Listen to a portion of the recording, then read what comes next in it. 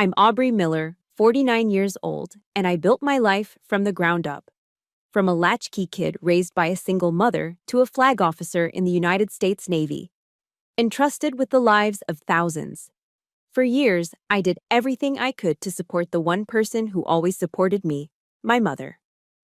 But the moment I stepped through the front door, the smell of cheap stale tobacco and a blaring TV replaced the familiar scent of my mother's apple cinnamon candles. A stranger was sitting in my late father's recliner, his feet propped up on the coffee table.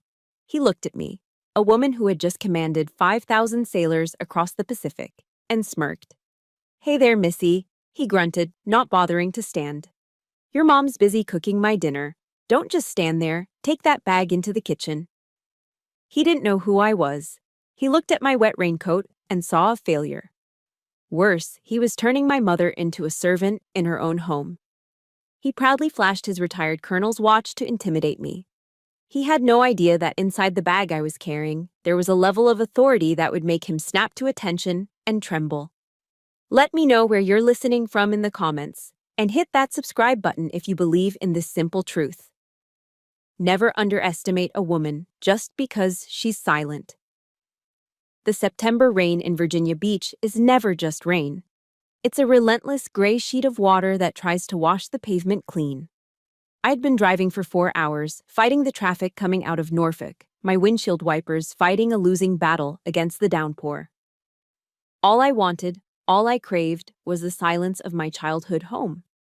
I wanted to hug my mother, maybe drink a glass of iced tea, and sleep for 14 hours. I turned onto the familiar cul-de-sac, the tires of my sedan crunching over the wet leaves. That's when I saw it. There was a truck parked in the driveway. Not just parked, it was dominating the space. It was a Ford F-150, lifted high enough to require a stepladder, painted a matte black that screamed midlife crisis. It was double parked, taking up the center of the driveway, forcing me to park my modest sedan on the street, half in a puddle.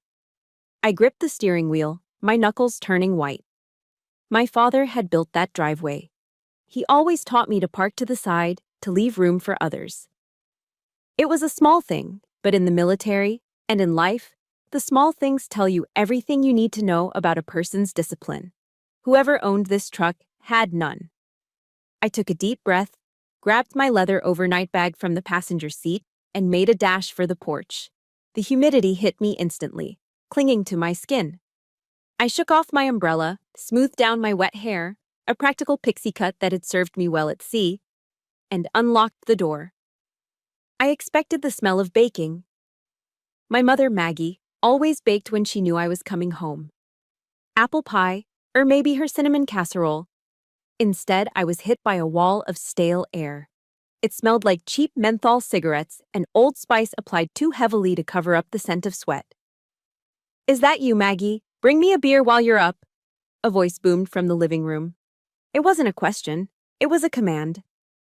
I walked into the living room, water dripping from my coat onto the hardwood floor.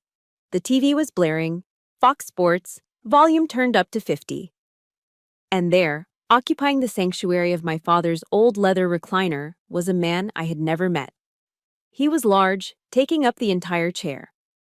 He wore a pastel yellow polo shirt tucked tightly into khaki shorts, highlighting a stomach that had seen too many backyard barbecues. He didn't stand up when I entered. In the South, a gentleman stands when a lady enters the room. In the military, a subordinate stands when a superior enters. This man did neither. He looked me up and down, his eyes lingering judgmentally on my plain rain jacket, my lack of makeup, and my sensible travel shoes. "You must be the daughter," he said, shifting his weight but keeping his feet firmly planted on the coffee table, my mother's antique coffee table. He extended a hand lazily toward me, wrist limp, not bothering to lift his elbow off the armrest. I took his hand. It was clammy. A dead fish handshake. I gave it a firm, short squeeze and let go immediately. "Aubrey Miller," I said, my voice calm. "Mark Hensley," he replied, pointing a thumb at his chest. "Retired Air Force, Colonel, 06. Did 25 years, flown sorties you couldn't even dream of." He waited for me to be impressed. When I didn't gasp in awe, he squinted at me. Your mom said you were in the service. Navy, right? That's right, I said. He chuckled, a wet, rattling sound. Judging by the getup, I'm guessing you're enlisted. Petty officer? Maybe a yeoman handling paperwork. It's good work for a gal. Keeps you organized. I felt a flash of heat rise up my neck, but my face remained like stone. It was a look I had perfected over 25 years of service. I thought of the 2 silver stars currently tucked away in the velvet box inside my bag. Rear Admiral. '07. I outranked this man in every possible way. But I remembered the words of Colin Powell, a man I had admired my entire career. Never let your ego get so close to your position that when your position goes, your ego goes with it. This man, this colonel, was all ego. If I corrected him now, it would just be a shouting match. I needed intel. I needed to see how deep this rot went. I work in the industry, I said simply, neither confirming nor denying. Right. Well, good for you, Missy, he said, turning his attention back to the football game. Don't worry, we'll make a soldier out of you yet. Just then, the kitchen door swung open. Aubrey? My mother came rushing out.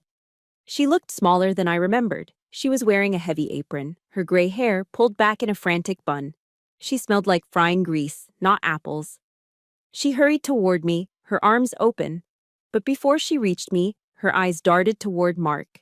She checked his face, gauging his reaction, before she dared to hug her own daughter. That hesitation broke my heart more than the stranger in the chair.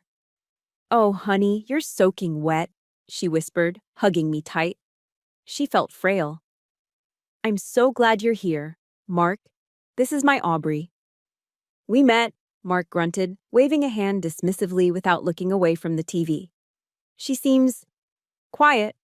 Not much of a talker, is she? Mom pulled back, a nervous smile plastered on her face. She's just tired, Mark. She drove a long way. Well, Mark said, slapping the armrest of the recliner. Don't just stand there dripping water on the floor, Missy. Your mom is putting the finishing touches on my dinner.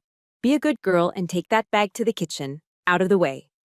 And grab me a coaster for this beer, Maggie. I told you about the rings on the table. I looked at my mother. She flinched. She actually flinched at his tone. Then she looked at me, her eyes pleading. Please don't make a scene. Please just go along with it.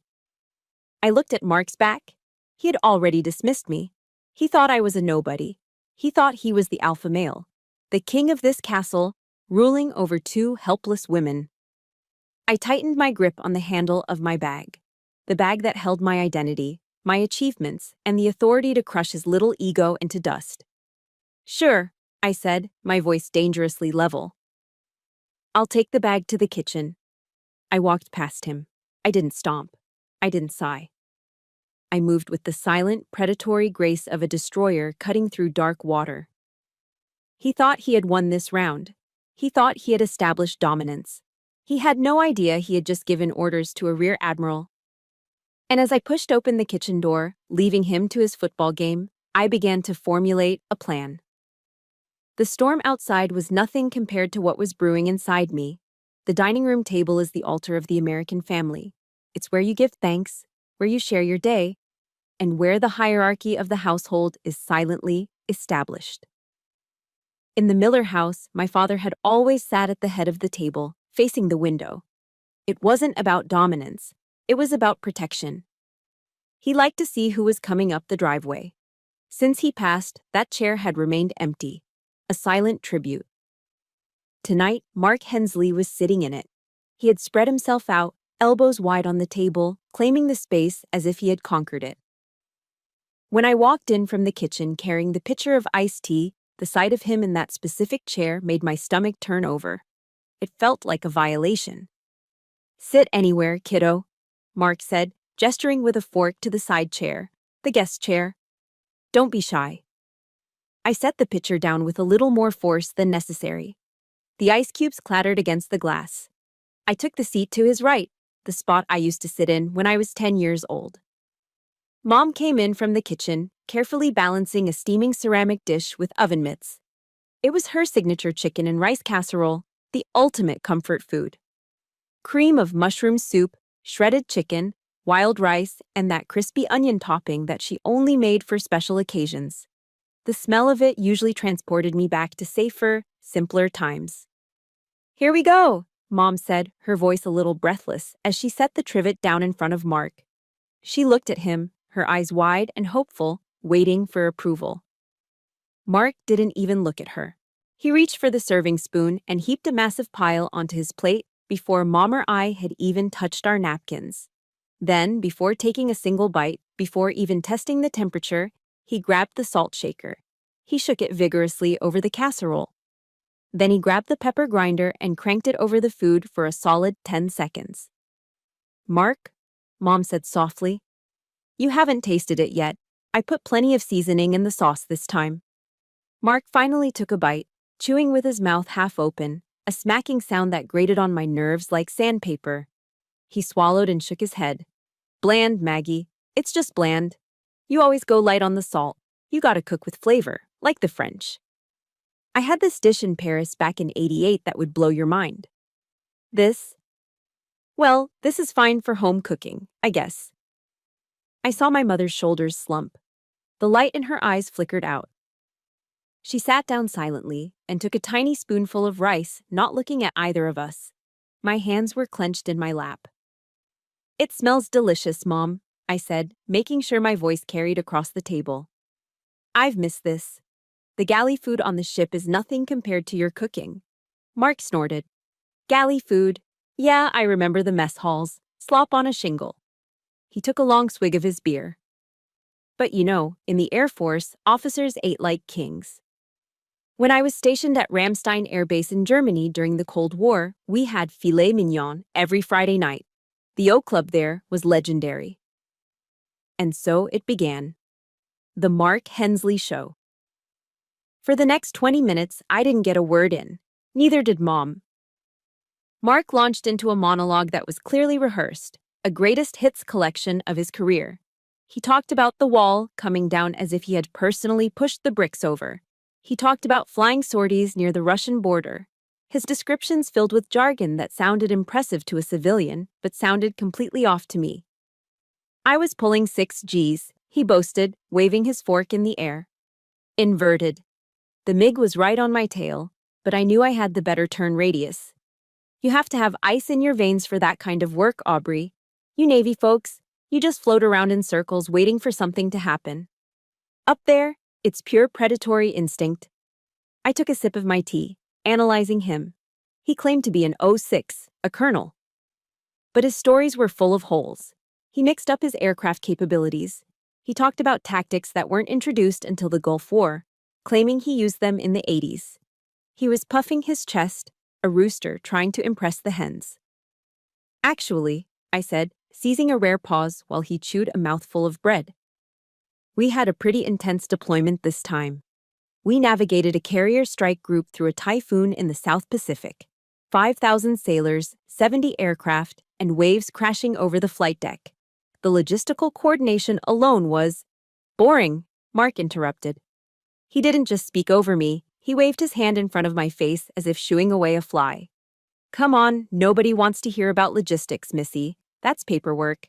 That's glorified traffic control." He leaned in, looking at me with a patronizing smirk that made my skin crawl. "You see, that's the difference. You manage people.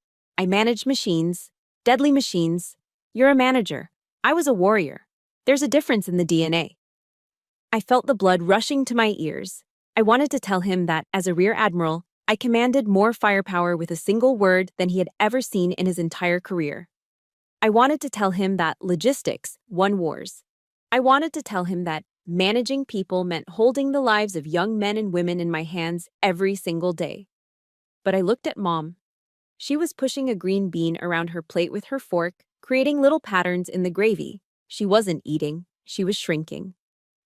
"Mom," I said, trying to bypass Mark entirely, "how is the volunteering going? You were working at the VA hospital library, right? Reading to the veterans?" Mom looked up, a faint spark returning. "Oh yes, it's wonderful. There's this one gentleman, Mr. Henderson. He's 90 years old and he loves historical fiction. I found this new book about..." Maggie, stop, Mark groaned, rolling his eyes. Aubrey doesn't want to hear about you shelving dusty books for senile old men. It's depressing. Besides, I told you, you spend too much gas money driving out there.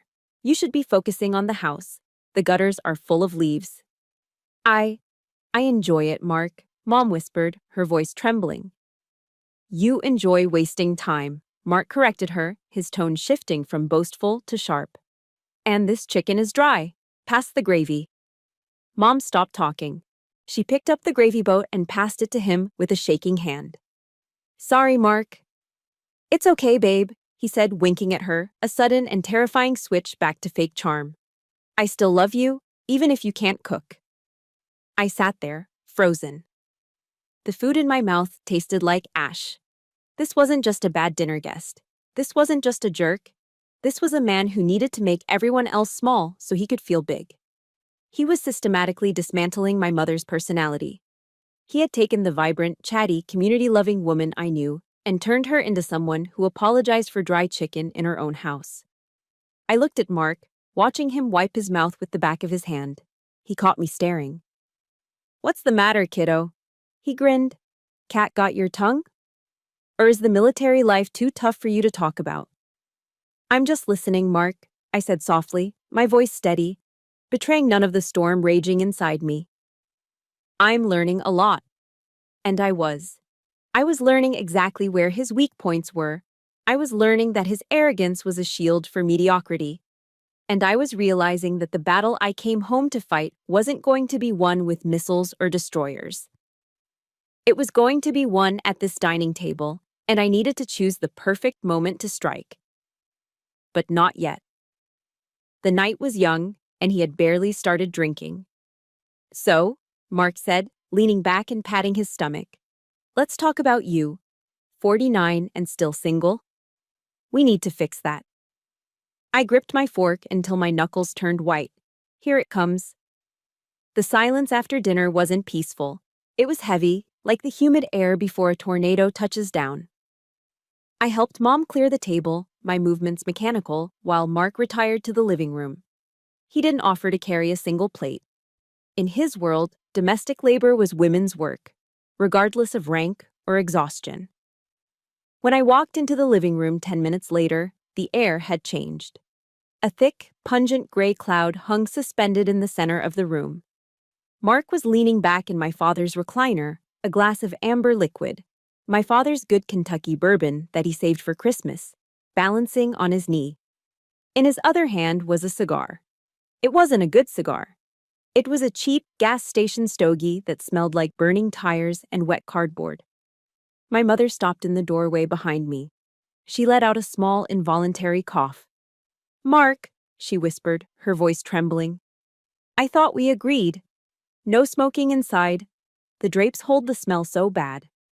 Mark didn't even turn his head. He took a long, slow drag, letting the smoke curl out of his nose like a dragon surveying its hoard. Relax, Maggie. It's raining outside. You want me to catch pneumonia? Besides, a little smoke keeps the moths away. Consider it home maintenance. He flicked the ash. He didn't use an ashtray. He flicked it directly into the potting soil of my mother's favorite peace lily. I felt a muscle in my jaw jump. Disrespecting a person is one thing. Disrespecting their sanctuary is another. But before I could speak, Mark turned his gaze on me. His eyes were glassy, slightly red from the bourbon. He patted the sofa adjacent to him. Sit down, Aubrey. Let's have a real talk. No military jargon. Just family. I sat on the edge of the sofa, keeping my posture rigid. What's on your mind, Mark? You, he said, pointing the lit end of the cigar at me. I've been watching you. You walk around here stiff as a board. You got no ring on your finger, no pictures of grandkids in your wallet. I did the math. You're 49, right? That's correct, I said. 49, he repeated, shaking his head with mock sadness. That's a dangerous age for a woman. You're approaching the event horizon, the point of no return. I knew where this was going. I had heard it from drunk sailors in port bars, and I had heard it from jealous male colleagues passed over for promotion. But hearing it here, in my childhood home, from a man wearing khaki shorts and drinking my dead father's liquor felt particularly vile. My career has been my priority, I said calmly. I've served my country.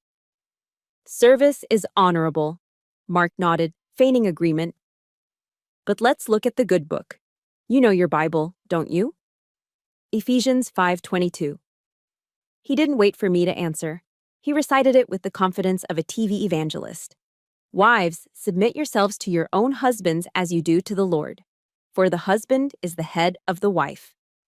He took a sip of bourbon, letting the words hang in the smoke-filled air. You see, Missy, nature has an order, a chain of command. God, man, woman. When you try to bypass that, when you try to be the man, well, you end up alone. You end up hard. He leaned forward, his voice dropping to a conspiratorial whisper, as if he were giving me the secret to life.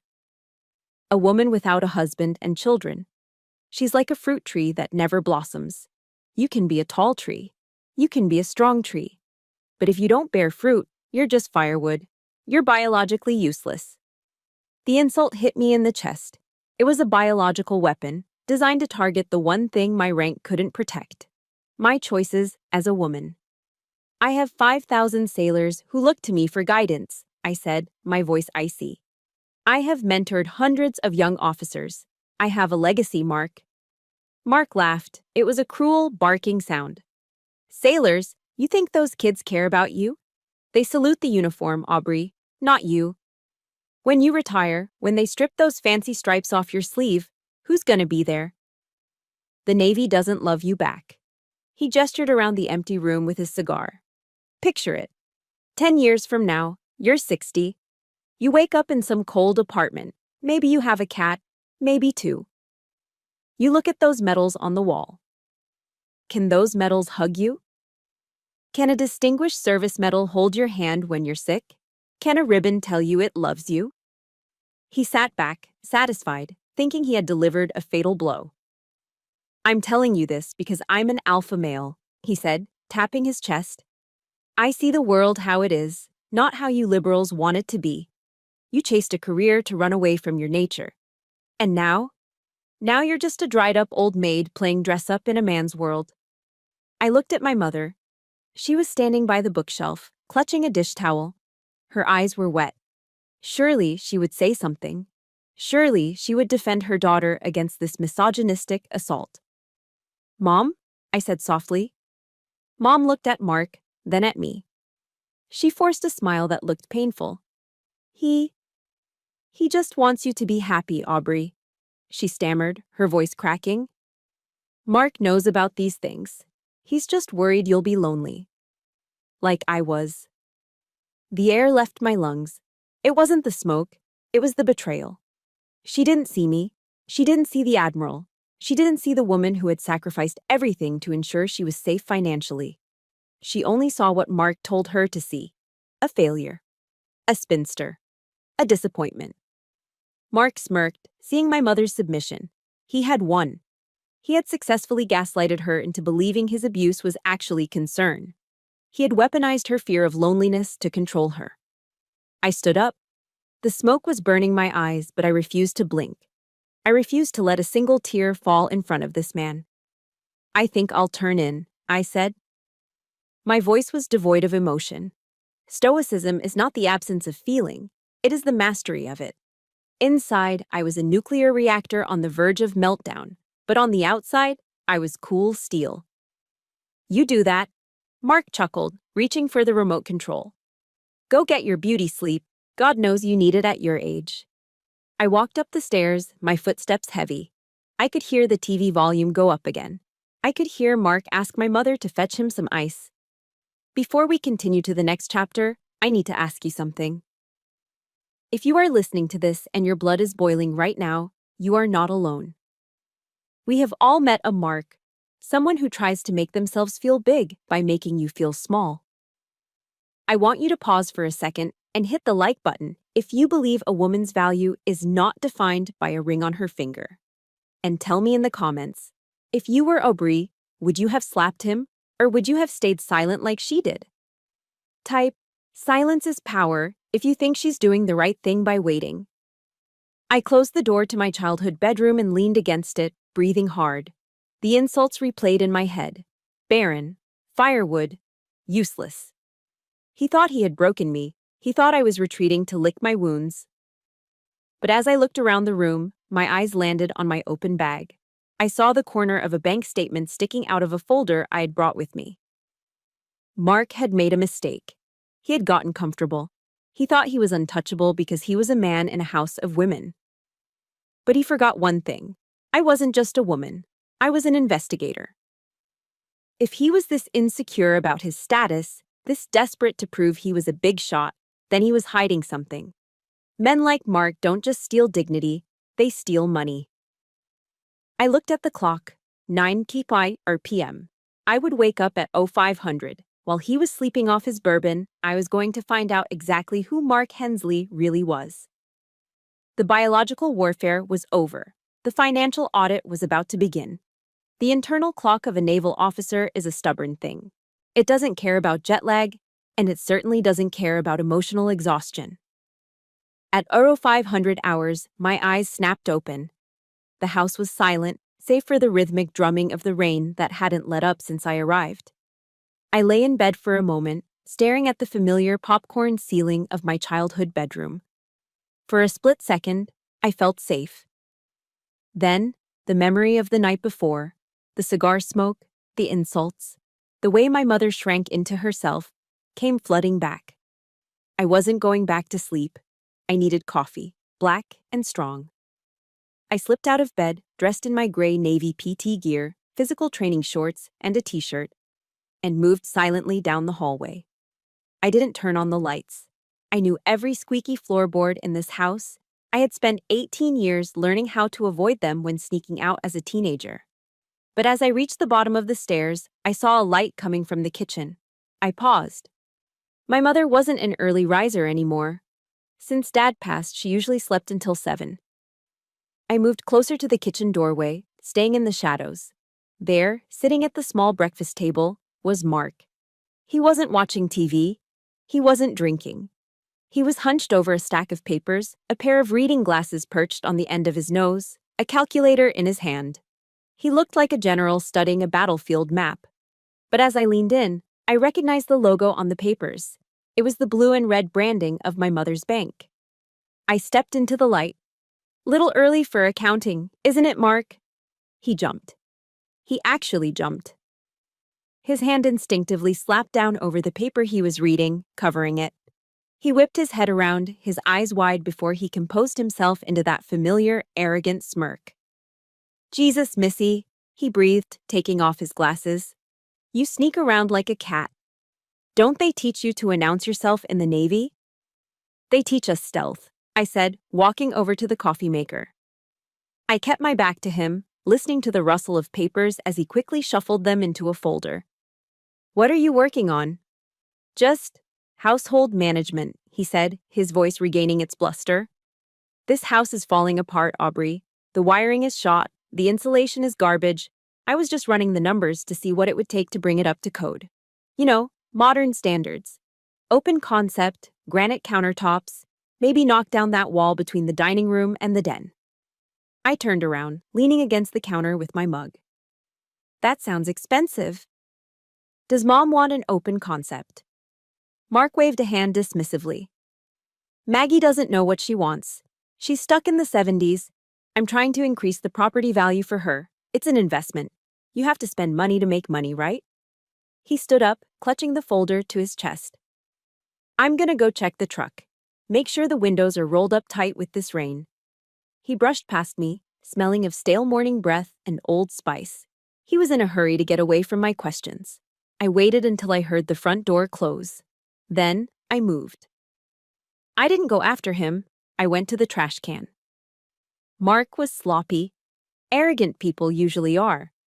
Lying right on top of yesterday's coffee grounds was a crumpled piece of paper. I fished it out and smoothed it flat on the counter. It was a receipt from the local auto dealership. A payment receipt. 2024 Ford F-150 Platinum. Monthly payment, $845. That was a mortgage payment. That was an insane amount of money for a retired man living in his girlfriend's house. But what froze my blood wasn't the amount. It was the name on the billing address, Margaret Miller. My mother was paying for his truck. I felt a cold rage settle in my stomach, replacing the need for caffeine. I folded the receipt and put it in my pocket.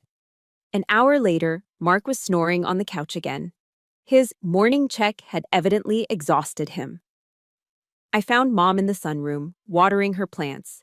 She looked tired, the dark circles under her eyes prominent in the natural light. "Morning, Mom," I said gently. "Oh, hi, honey," she smiled, but it didn't reach her eyes. "There's coffee." "I had some," I said. I decided to bypass the small talk. I pulled the crumpled receipt from my pocket and placed it on the potting bench next to her orchids. "Mom, why is your name on Mark's truck note?" She froze, her watering can hovering in midair. She didn't look at me. She looked at the receipt, her face flushing pink. It's complicated, Aubrey," she stammered. "Mark needed a reliable vehicle. His old car died, and a man of his stature needs a truck." "Why are you paying for it?" I pressed, keeping my voice low but firm. "I'm not paying for it forever," she insisted, finally looking at me, defensive. "I just co-signed, and I'm covering the payments temporarily, just until his pension gets sorted out." "His pension?" I asked. The investigator in me went on high alert. "He's a retired 06, Mom. A colonel with 25 years of service. His pension is automatic, it's direct deposit, it doesn't get unsorted." "Well, that's what he told me," Mom said, wringing her hands. "He said there was a glitch with DFAS. The Defense Finance and Accounting Service. He said because of his divorce from his ex-wife, that horrible woman who took everything, there was a freeze on his accounts. He's waiting for the paperwork to clear. It's been a nightmare for him, Aubrey. He's so embarrassed about it." "How long has it been frozen, Mom?" She looked down at her slippers. "About 4 months." 4 months, I repeated. "So for 4 months, you've been paying for his truck, his food, his booze, and his cigars? On your fixed income? On Dad's life insurance money?" "He's going to pay me back," she snapped, tears welling up in her eyes. "With interest, he promised. He's writing up a plan to renovate the house to pay me back for the hospitality. He wants to knock down walls." "He wants to knock down walls with your money, Mom," I said ruthlessly. "He has no money. If DFAS froze a colonel's pay for 4 months, he'd be on the phone with his congressman every single day. Is he making those calls? Or is he watching football?" Mom didn't answer. She turned away, trembling. "You don't understand. He loves me. We're partners." "Partners share burdens, Mom. Parasites feed off the host." She flinched as if I'd slapped her. "Don't call him that." "I'm sorry," I said, stepping back, "but I'm going to prove it to you." I walked away, my heart pounding. It was worse than I thought. Mark wasn't just a misogynist bully. He was a financial predator. He had targeted a lonely widow, used a fake sob story about a crazy ex-wife, and bureaucratic glitches. Stories that sounded plausible to a civilian but were laughable to anyone in the service, to drain her life savings. He was driving a luxury truck on her dime while she clipped coupons for groceries. I went back to the kitchen and looked at the spot where he had been sitting. He had been calculating the renovation costs, not to increase the property value for her, but to convince her to pull more money out of her retirement accounts, a home improvement loan that he would undoubtedly manage and from which he would undoubtedly skim. I needed to stop him. But I couldn't just yell. Mom was too deep in the fog. She was defending him because admitting the truth would mean admitting she had been fooled. It would mean she was alone again. I needed leverage. I needed something that would shatter his colonel persona so thoroughly that even my mother couldn't ignore it. I looked at the bag I had left at the bottom of the stairs, the bag with my uniform. Mark wanted order and discipline. He wanted to talk about chain of command. Fine, I would give him exactly what he asked for. By late afternoon, the rain had finally stopped, leaving behind a thick, suffocating humidity that makes Virginia Beach feel like a sauna in September. I had spent the last 2 hours fixing the screen door on the back porch, something my father would have done immediately. But Mark had let hang off its hinges for months. I came inside, wiping the grease from my hands onto a rag. I had left my leather overnight bag, the one I lived out of, neatly tucked against the wall at the bottom of the staircase. It was positioned perfectly on the landing, out of the flow of traffic. In the Navy, gear adrift is a gift, meaning if you leave your stuff lying around, it's gone. I didn't leave gear adrift. I was precise. I was heading to the kitchen to wash up when I heard the heavy, lumbering footsteps of Mark coming down the stairs. Thump, thump, thump. Then, silence. He had stopped at the landing. I turned around just in time to see it. Mark looked at my bag. There was plenty of room, at least 3 feet, to walk past it. But he didn't walk past it. He looked at the bag, looked at the kitchen door where he thought I was, and then, with the deliberation of a soccer player taking a penalty kick, he swung his foot. Thud. He kicked the heavy leather bag hard enough to send it skidding across the hardwood floor. Ow! Damn it! Son of a bitch! Mark grabbed his shin, hopping on one leg, putting on a performance that would have embarrassed a B-list actor. He leaned against the banister, groaning loudly. Maggie, Maggie, get in here. I stood there, my arms crossed, watching the show. My mother came running from the laundry room, her face pale with panic. What happened? Mark, are you okay? I'm crippled, that's what I am, Mark bellowed, pointing a shaking finger at me. Your daughter tried to kill me. Look at this. She left her bag right in the middle of the walkway. It's a trip hazard, a lawsuit waiting to happen. He turned his fury on me. His face was red, his neck veins bulging. This wasn't just about a stubbed toe. This was about power. He needed to break me. Get over here, he barked. I walked slowly to the foot of the stairs. I didn't rush. I didn't look scared. I looked at him with the cold calculation of an officer assessing a threat. The bag was against the wall, Mark, I said calmly. You had 3 feet of clearance. Don't you backtalk me, missy, he shouted, spit flying from his lips. I don't care where you think it was. In my house, we keep the decks clear. Is this how you live in the Navy? Is this what they teach you? To be a slob? He limped closer, invading my personal space. He smelled of stale beer and aggression. In the Air Force, he lectured, poking a finger toward my chest. We had discipline. We had order. If a cadet left his gear in the walkway, we threw it out the window. We taught them respect. Obviously, you never learned that. That's probably why you're stuck at the bottom of the ladder, huh? Just a grunt who can't even keep her quarters clean. I felt the heat rising in my chest. The bottom of the ladder. I commanded a carrier strike group. I was responsible for the order and discipline of a floating city. My quarters on the ship were inspected by legitimate admirals.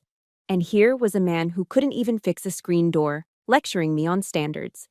Mark, I began, my voice dropping an octave, a warning tone that usually made commanders nervous. I assure you, my discipline is not the issue here. Don't you dare give me attitude, he screamed. Apologize, right now. You apologize for your negligence. I looked at my mother. I expected her to say, Mark, stop it, she didn't do anything. I expected her to be the mother who used to chase bullies away from the playground. But she didn't. She stood next to him, wringing her hands, tears welling up in her eyes. She looked terrified. Not of him hurting her physically, but of the noise, the conflict, the potential abandonment. Aubrey, please, she whispered, her voice cracking. Just tell him you're sorry. Please, for me. That was the knife twist. For me. She was asking me to validate his lie to keep her peace. She was asking me to submit to a tyrant so she wouldn't have to face the truth. I looked at Mark. He was grinning now. A triumphant, predatory grin. He knew he had her, and because he had her, he thought he had me. I took a deep breath. I could end this right now. I could open that bag, pull out my ID, and end his entire charade. But the timing wasn't right. It was 4 p.m. He was just buzzed, not drunk. The impact wouldn't be maximum. I needed total devastation. I swallowed my pride. It tasted like bile. I apologize, Mark, I said, my voice flat. I should have been more careful with the placement of my gear. It won't happen again. Mark let out a huff of satisfaction. He straightened up, his injured leg miraculously healed. See? Was that so hard? He sneered. A little humility goes a long way, kiddo. Maybe if you learned to say sorry more often, you'd have a husband by now. He turned to my mother. Maggie, get me an ice pack and a beer. I need to elevate this leg. He hobbled toward the living room, effectively dismissing me. I stood alone in the hallway. My mother hurried past me to the kitchen, avoiding my gaze. I'm sorry, honey, she whispered as she passed. He's just particular. I didn't answer. I walked over to my bag. It was scuffed from his kick. I bent down and picked it up. It was heavy. Not just with clothes, but with the weight of what was inside. Inside the side pocket, wrapped in a velvet cloth, was my shoulder board case. Inside that case were 2 silver stars. Mark wanted to talk about discipline. He wanted to talk about order. He wanted to talk about the chain of command. He had just lectured a Rear Admiral on how to be a soldier. He had just kicked the bag containing the uniform of a flag officer. I tightened my grip on the leather handle. The leather creaked. You're right about discipline, Mark, I whispered to the empty hallway, my eyes fixed on the back of his head as he settled into the recliner. But you are very, very wrong about who was about to apply it. I carried the bag up the stairs. My steps were silent now. I wasn't just walking to my room. I was walking to my command post. I checked my watch. 1700 hours. I would let him have his dinner. I would let him have his drinks. I would let him get comfortable in his false sense of superiority. But tonight, at 2200 hours, the hierarchy of this house was going to change. Permanently. I entered my room and locked the door. I placed the bag on the bed and unzipped it. The silver stars caught the last light of the afternoon sun. They looked sharp. They looked cold. They looked ready. 2200 hours. In the military, time is precise. It isn't 10 o'clock at night. It is 2200. It marks the shift of the watch, the securing of the perimeter. For most of my life, this hour meant I was on the bridge of a ship, looking out over a black ocean, responsible for the lives of thousands. Tonight, my command post was the kitchen island of my mother's house. The house was quiet. The rain had finally tapped out, leaving a heavy, humid silence in its wake. I sat on a bar stool, my laptop open, the blue light illuminating my face. Next to my computer sat a small rectangular leather box. It was unobtrusive, just a simple black box that traveled with me everywhere.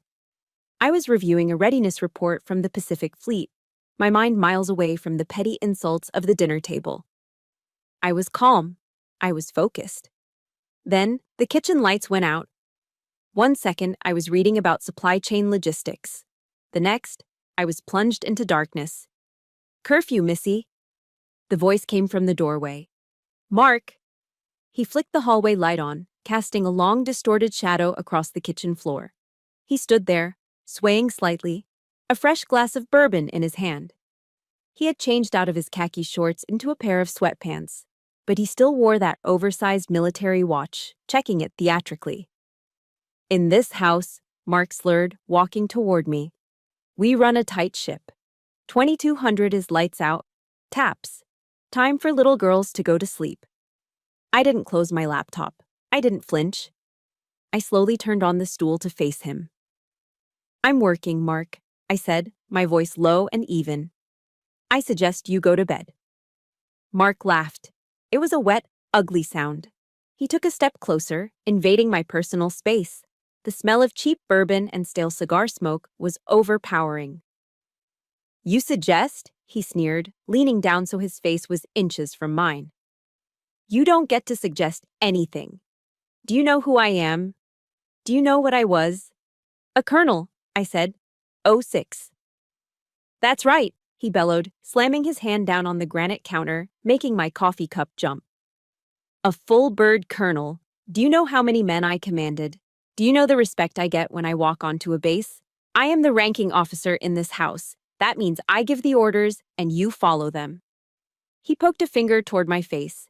You might play little soldier games in the Navy, pushing papers for some captain, but here, I am the alpha. I am the commander. and I am ordering you to close that computer and get upstairs before I throw it out the back door." I looked at his finger. Then I looked at his eyes. They were bloodshot, filled with a mixture of alcohol and fragile male ego. He truly believed it. He believed that his rank, retired or not, gave him divine right over me. He believed I was a nobody. Margaret Thatcher once said, "Being powerful is like being a lady. If you have to tell people you are, you aren't." Mark had spent 2 days telling me how powerful he was.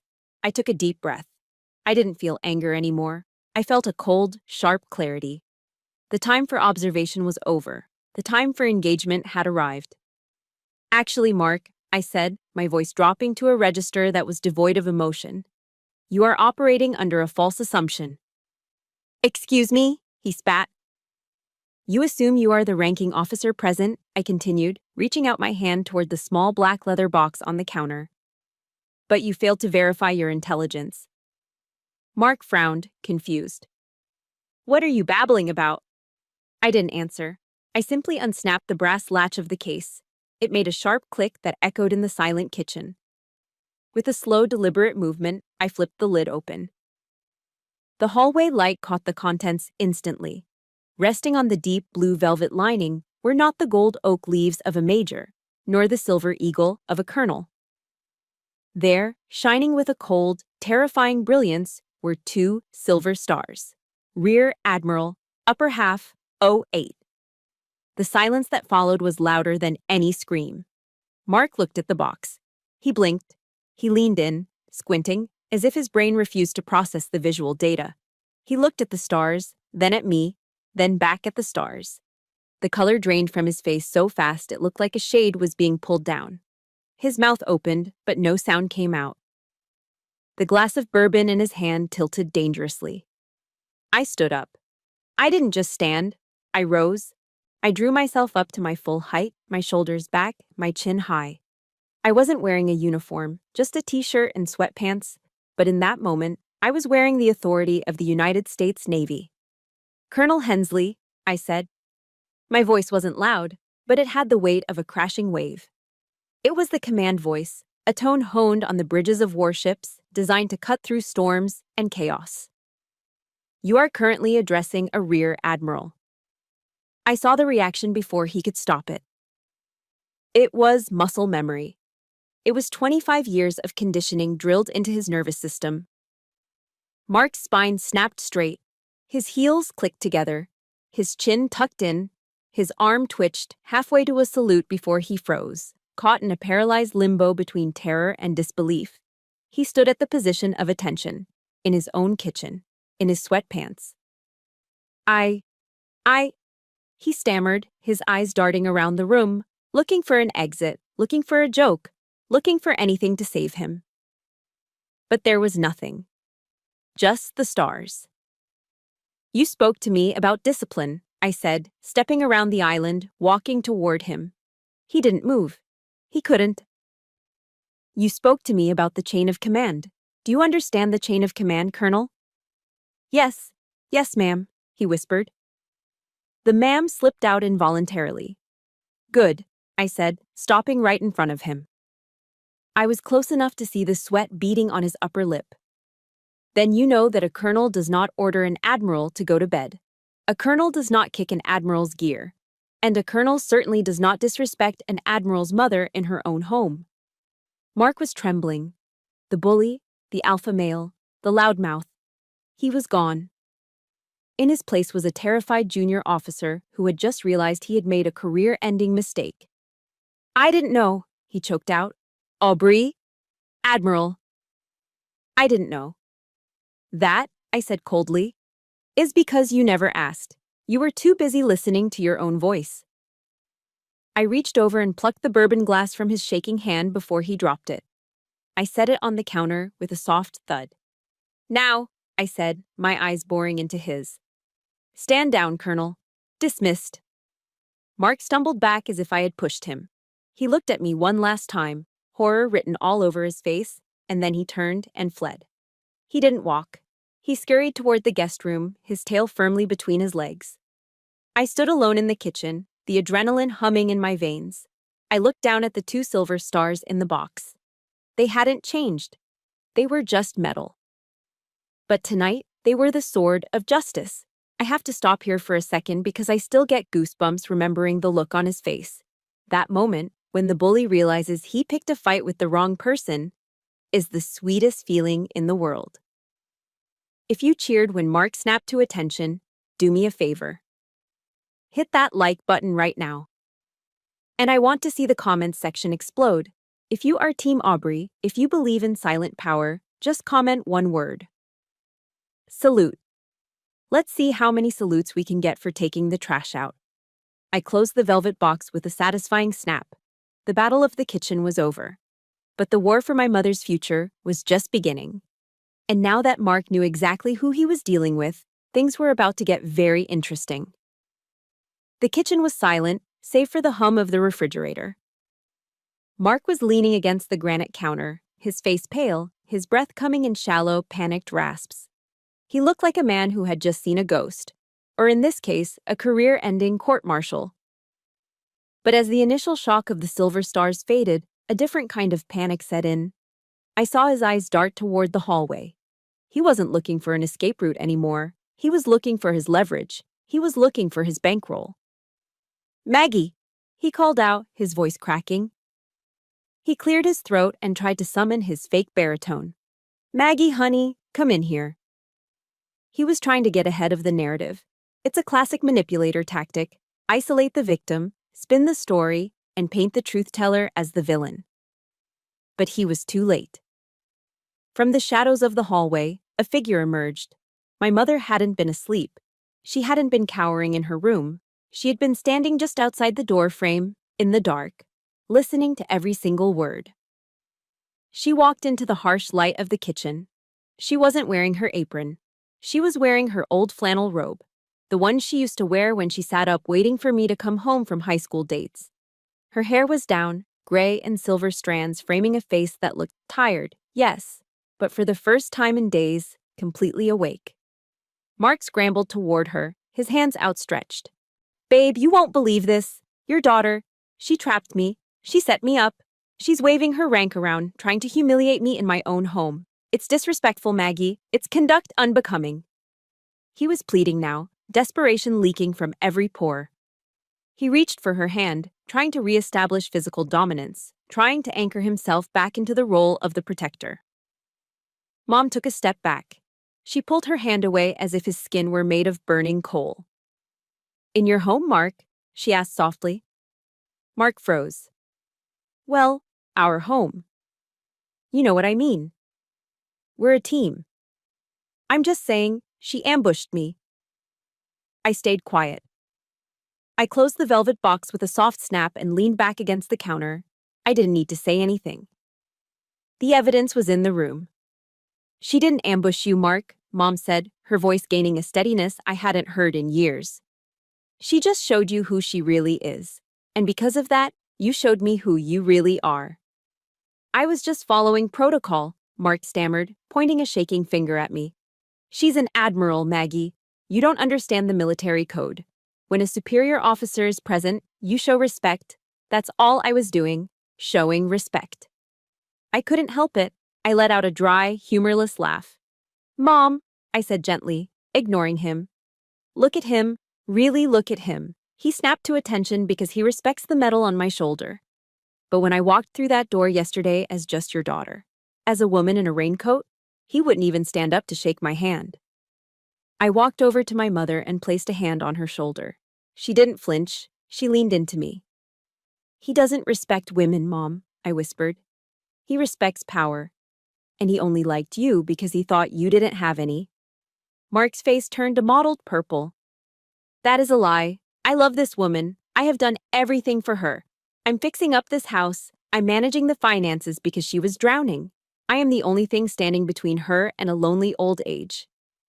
He played his ace card, the fear of loneliness, the weapon he had used to bludgeon her into submission for months. For a second, the room held its breath. I felt Mom tense up under my hand. I knew that fear. It was the terror of silence, of empty rooms, of having no one to cook for. It was a powerful ghost. Mom looked at Mark. She looked at the man sweating in his sweatpants, the man who had kicked my bag, the man who had insulted her cooking, the man who was driving a truck she paid for. Then she looked at me. She looked at the daughter she had raised alone. She saw the strength in my posture, the same strength she used to have before he chipped it away. "I would rather be lonely," Mom said, her voice clear as a bell, "than be with a man who makes me feel small." Mark's jaw dropped. "Maggie, you're not thinking straight. It's late. You're emotional." "I am emotional," she agreed, nodding slowly. "I'm angry. I'm angry that I let you sit in my husband's chair. I'm angry that I let you smoke in my living room. But mostly, I'm angry that I let you make me believe I wasn't enough." She pointed to the hallway. "To the front door. Pack your bags, Mark." Mark blinked, letting out a nervous chuckle. "What?" "Babe, come on. It's 10:30 at night. Where am I gonna go?" "I don't care," Mom said. "Go to a hotel. Go to your ex-wife's. Go to the base you brag about so much. But you are not sleeping under my roof tonight." "You can't do this," Mark snarled, his mask slipping completely now, revealing the nasty entitlement underneath. "I have rights. I've been living here for 4 months. You can't just kick me out like a dog." "Actually," I interjected, stepping forward, "since you never signed a lease and you don't pay rent, you are technically a guest. And as of this moment, your invitation has been revoked. Now, you can leave voluntarily, or I can call the base commander at Naval Station Norfolk. I'm sure he'd love to hear a story about a retired Air Force colonel refusing to vacate a widow's home." Mark looked at me, then at Mom. He saw the wall of resolve. He saw the checkmate. "Fine," he spat, turning on his heel. "Fine. You want to be alone? Rot in this dump. You think she's gonna stay?" He gestured at me. "She's gonna leave you, Maggie. She's gonna go back to her ships and her career, and you're gonna be all alone in this big, empty house. And you'll cry for me." "I might cry," Mom said, holding her head high. "But they will be my tears, not yours." Mark stormed past us. We heard him stomping up the stairs. We heard the violent sounds of drawers being ripped open, of things being thrown into a suitcase. He was making as much noise as possible, a final tantrum to punish us. 10 minutes later, he came back down, dragging a rolling suitcase and carrying a duffel bag. He didn't look at us. He stormed to the front door, yanked it open, and marched out into the night. Slam. The door shook in its frame. The sound echoed through the house, final and absolute. Then came the roar of the Ford F-150 starting up, the truck my mother was paying for, and tires screeching as he peeled out of the driveway. And then, silence.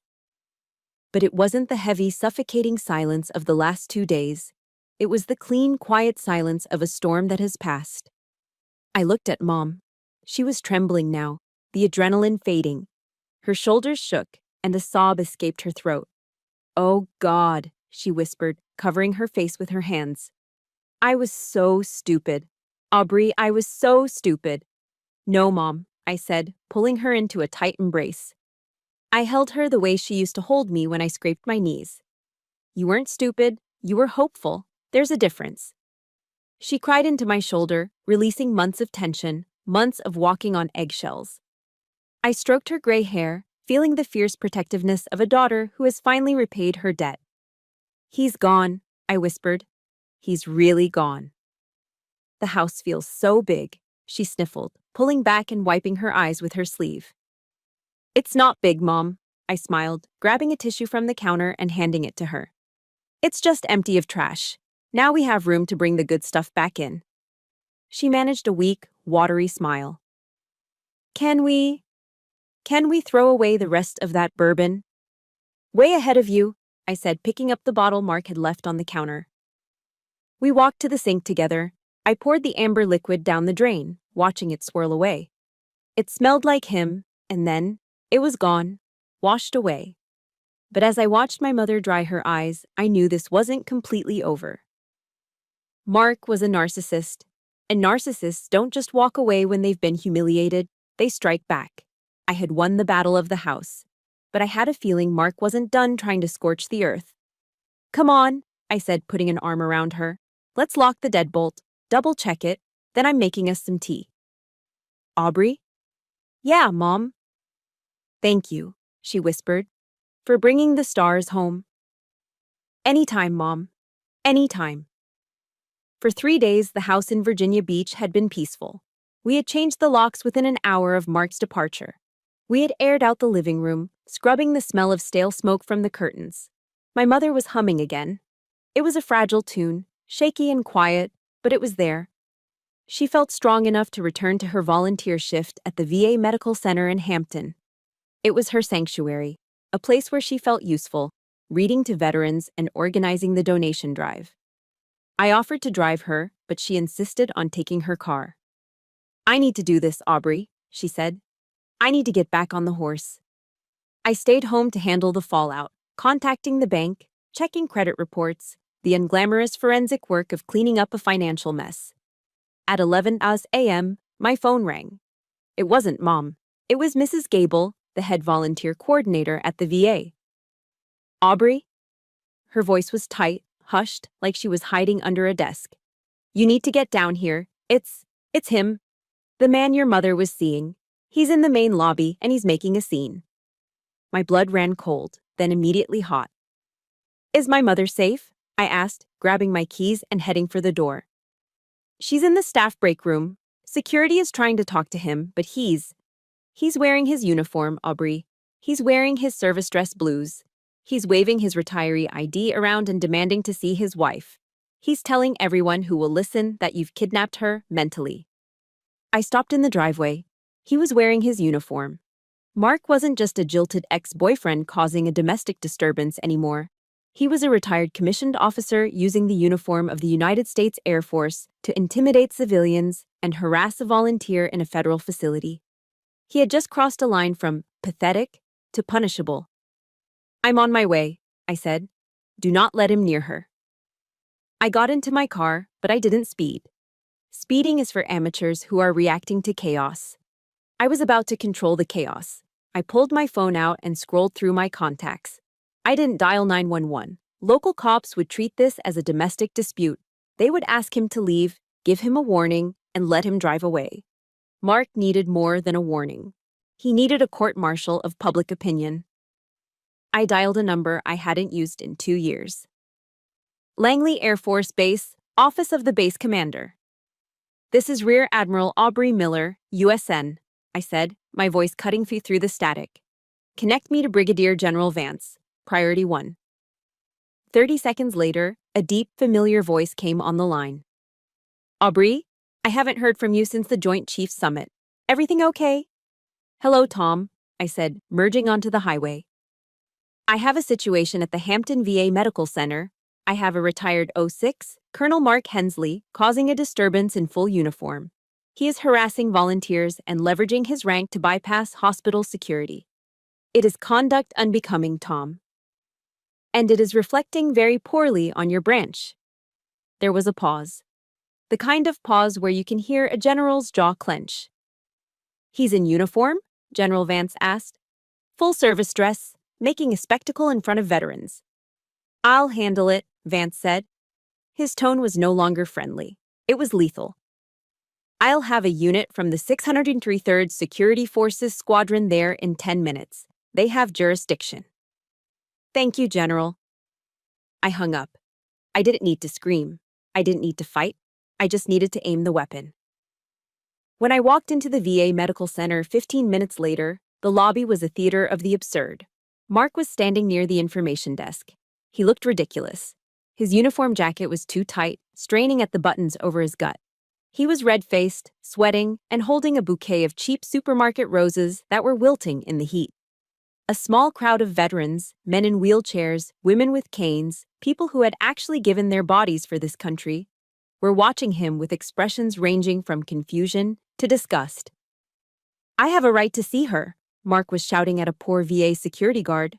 She is confused. Her daughter is a high-ranking official who is brainwashing her. This is elder abuse. I am a colonel. Do you see this eagle? I demand you let me pass. Sir, please lower your voice, the guard said, looking overwhelmed. Don't tell me what to do, son, Mark bellowed. I was flying sorties while you were in diapers. Maggie, come out here. Save yourself. I stood by the entrance, folding my arms. I didn't intervene. I wanted him to dig the hole deep. I wanted every witness to see exactly who he was. Then, the automatic doors behind me slid open. 4 uniformed Air Force Security Forces personnel, military police, marched in. They weren't the rent-a-cops Mark was used to bullying. These were active-duty airmen, crisp, professional, and imposing. Leading them was a master sergeant who looked like he chewed granite for breakfast. The lobby went silent. Mark turned around, a smug smile forming on his face. He thought they were his reinforcements. He thought General Vance had sent an honor guard for him. "Finally!" Mark shouted, spreading his arms.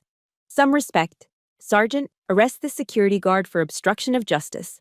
I am Colonel Hensley, and I have a situation here." The master sergeant walked right up to Mark. He didn't salute. "Colonel Mark Hensley?" the sergeant asked, his voice flat. "Yes, that's me." Mark beamed, adjusting his tie. "Sir, I am detaining you for disorderly conduct on federal property and conduct unbecoming an officer," the sergeant said. "You are creating a disturbance and bringing discredit upon the uniform. Turn around and place your hands behind your back." Mark's smile vanished.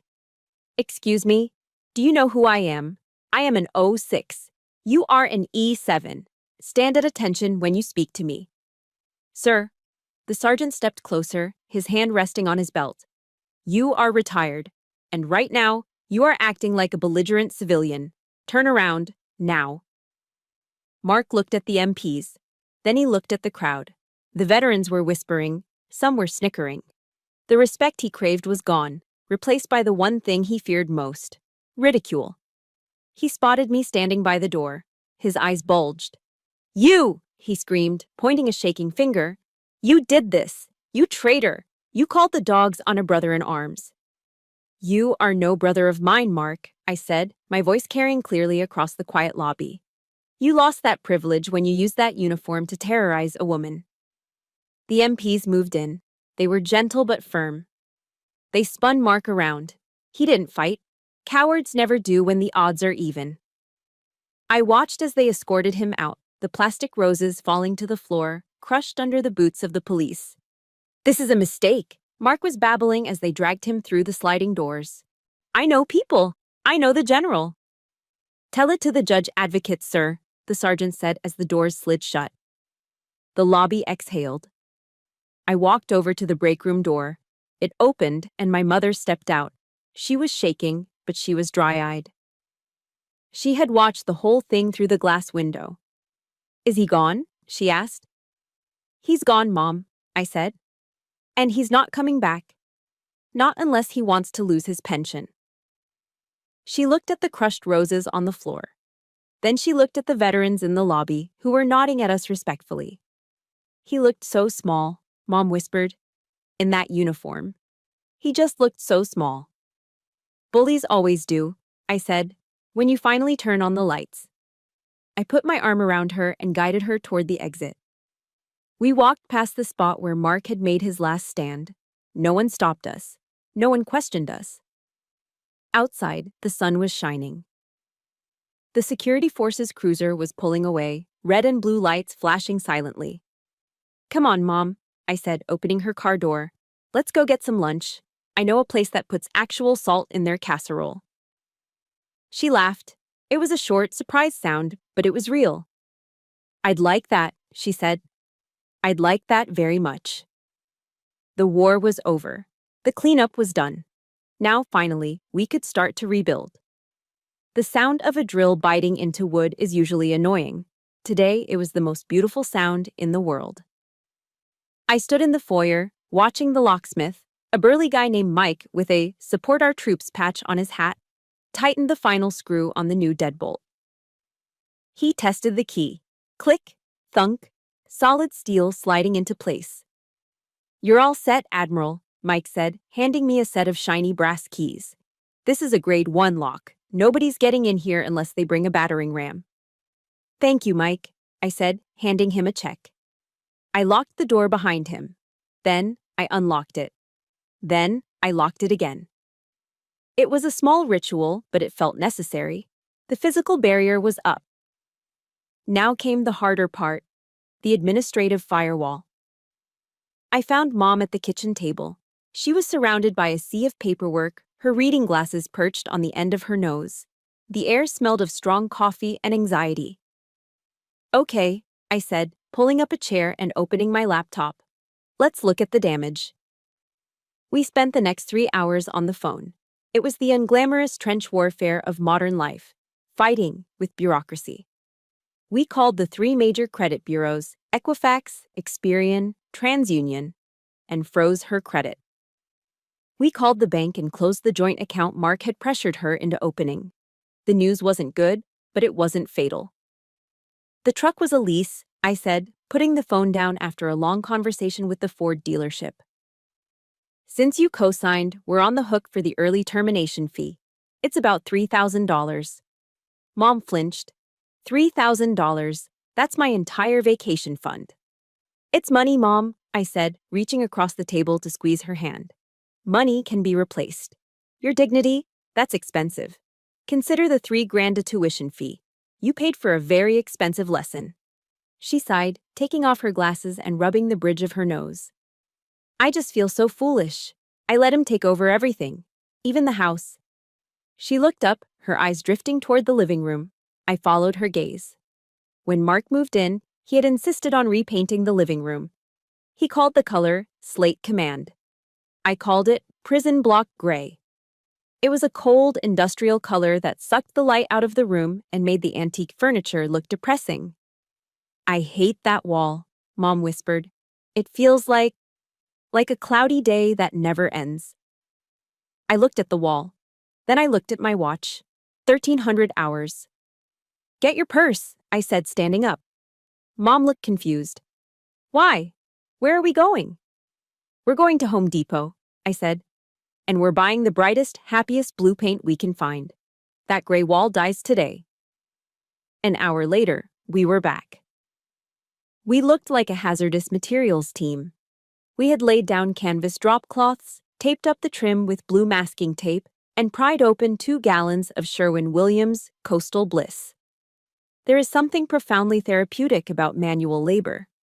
For years, my work had been intellectual, strategy, logistics, personnel management, but dipping a roller into a tray of thick, rich paint and rolling it over a scarred wall? That was visceral. We put on Mom's favorite Motown playlist. The Temptations were singing My Girl as we attacked the wall. Slap, roll, slap, roll. With every stroke, the cold masculine gray disappeared, replaced by the color of a Caribbean shallow. The room began to breathe again. The light from the bay window hit the wet paint and bounced around, filling the space with energy. Mom wasn't just painting, she was exercising a ghost. She was aggressive with the roller, humming loudly, covering up every last trace of Mark's influence. We got paint in our hair. I got a smudge of blue on my nose. We didn't care. By 6 p.m., the room was transformed. It smelled of fresh latex and clean beginnings. We were exhausted. We collapsed onto the drop cloth in the middle of the room, leaning back against the sofa. I ordered a large pepperoni pizza from the local place, the greasy comfort food kind that we rarely ate. When the box arrived, we ate right there on the floor, passing napkins back and forth, admiring our handiwork in the fading daylight. It looks like the ocean, Mom said softly, chewing on a crust. It looks like it used to before. Before. It looks better, I corrected her, because we did it. Silence settled between us.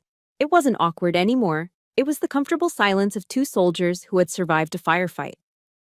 Avery? Mom asked, not looking at me. She was tracing the pattern of paint splatters on the canvas. Yeah, Mom. Why do you do it? Do what? Paint? No, she shook her head. Why do you come back? You're a Rear Admiral. You have a staff. You have a career that takes you around the world. You're important. And I'm just an old woman who got tricked by a con artist in a Ford truck. She looked at me then, her eyes vulnerable. I'm weak, Aubrey. I let him walk all over me. Why do you still need me? I put my slice of pizza down. I wiped my hands on a paper towel, thinking about how to answer. I thought about the bridge of my ship, the cold wind, The immense weight of responsibility. The way 5,000 people looked at me for answers, expecting me to be made of steel. They didn't know that sometimes the steel felt like it was cracking. "Mom," I said quietly, "do you know what it's like to be the boss? To be the one who can never be wrong, who can never be scared?" She shook her head. "It's lonely," I admitted. The word hung in the air, heavy and true. "It is incredibly lonely. Everyone salutes me. Everyone says yes, ma'am. But nobody asks me if I'm okay. Nobody makes me chicken casserole when I'm tired." I turned to her, pulling my knees up to my chest. "You think you're weak because you trusted someone. I don't see weakness. I see a woman who still has a heart soft enough to trust, even after everything. I've lost that, Mom. The Navy took that from me a long time ago. I have armor. You have heart." Tears pricked my eyes. "I come back because when I walk through that door, I don't have to be the Admiral. I don't have to be the 07. I can just be Aubrey. I can just be your daughter.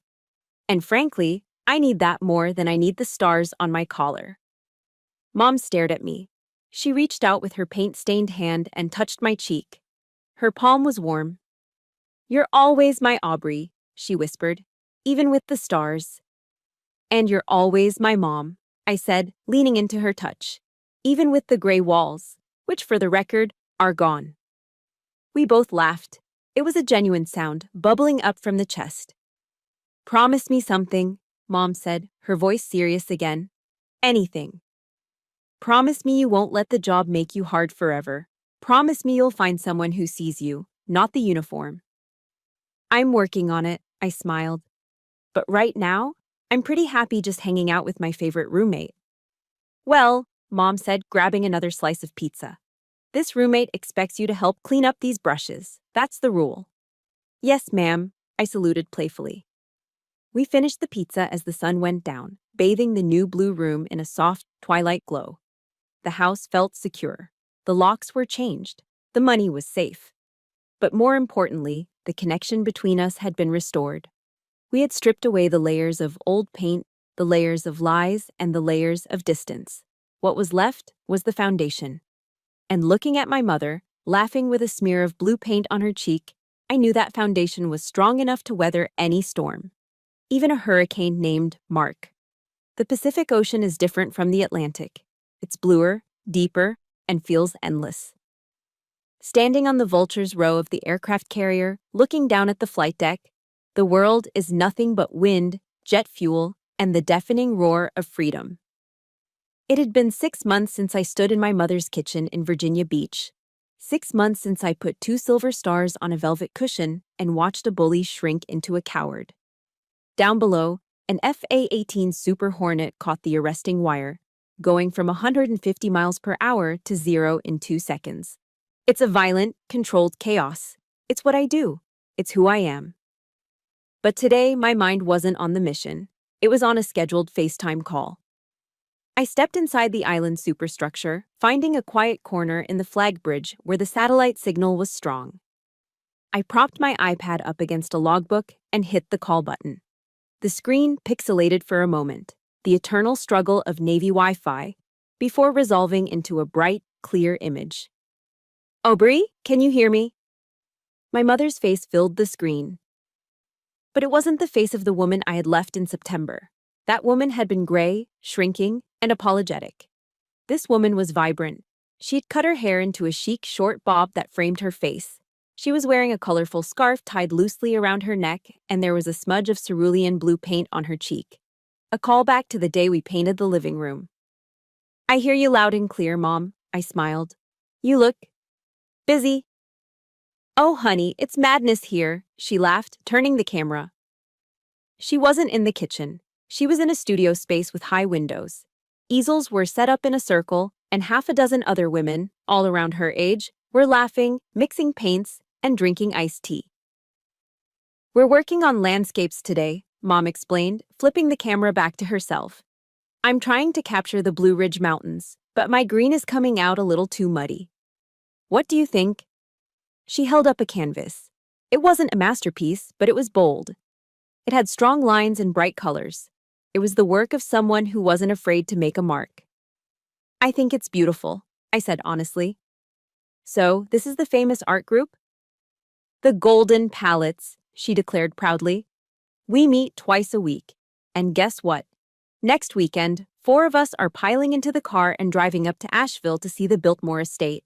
Linda has a timeshare, and she invited us all. You're driving? I asked. I am, she nodded. I got the oil changed in the sedan yesterday, checked the tires myself. I'm the designated driver because, well, I'm the only one who navigates without yelling at the GPS. I felt a lump form in my throat. 6 months ago, this woman was afraid to buy groceries without permission. Now she was planning road trips with her girlfriends. That sounds amazing, Mom. You deserve it. Oh, before I forget. Her eyes twinkled with a mischievous light. You'll never guess what I heard from Mrs. Gable at the VA. Do tell. Well, she lowered her voice, leaning into the camera like a teenager sharing a secret. Apparently, our friend Mark moved down to Sarasota, Florida, the Sunshine State. Good place for snakes, I noted dryly. He tried to work his magic on a wealthy widow he met at a golf course. Mom continued, unable to suppress a grin. She owns a chain of car washes. Apparently, he tried to move in after 3 weeks and asked to be put on her country club membership. She didn't just dump him, Aubrey. She had her lawyer serve him with a restraining order for harassment. I laughed out loud. It was a deep, satisfying belly laugh that made a passing lieutenant look at me with surprise. Karma, I said. It's efficient. I don't even hate him anymore, Mom said, her expression turning thoughtful. I really don't. I just feel sorry for him. He spends his whole life trying to control people because he can't control himself. It must be exhausting. It is, I agreed. That's why he'll always be running. And you? You're standing still, but you're moving forward. Mom looked at me through the screen, her eyes soft. I wouldn't be here without you, Aubrey. You woke me up. You showed me the truth. You did the hard work, Mom. I just turned on the lights. We talked for another 10 minutes before she had to go. The Golden Palettes were demanding her attention for a critique session. Love you, Admiral, she waved. Love you, Mom. Drive safe. The screen went black.